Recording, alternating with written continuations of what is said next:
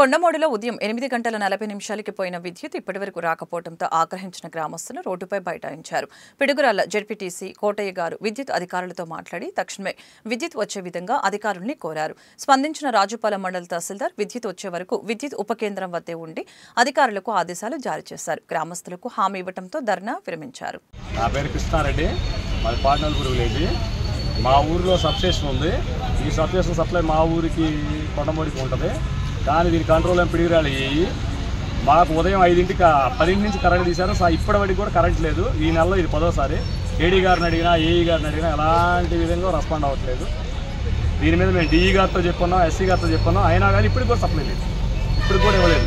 మేమంతా రోడ్ల మీదే ఉన్నాం. ఇప్పుడు కూడా వచ్చి మరి ఎంఆర్ఓ గారు తహసీల్దార్ గారు వచ్చి హామీ ఇచ్చారు కదా, హామీ ఇచ్చారు, లేసాము, కానీ సప్లై ఇవ్వలేదు. కరెంట్ వచ్చిందా మరి? రాలా, ఇంకా రాలా. ఏడీ గారిని ఇక్కడ పిలిపిస్తా ఉన్నారు, ఇంకా పిలిపించిన ఇప్పుడు సమయం వచ్చి 8 అవుతుంది. మరి ఒకవేళ రాకపోతే పరిస్థితి ఏంది? ఇప్పుడు మరలా కరెంట్ రాదు నైట్కి, రాకపోతే రోడ్డు మీదే పడుకుంటాం. వచ్చి ఇక్కడ ఊరు మొత్తం పిల్లల తల్లుతో మొత్తం వచ్చి రోడ్డుకి పడుకుంటాం.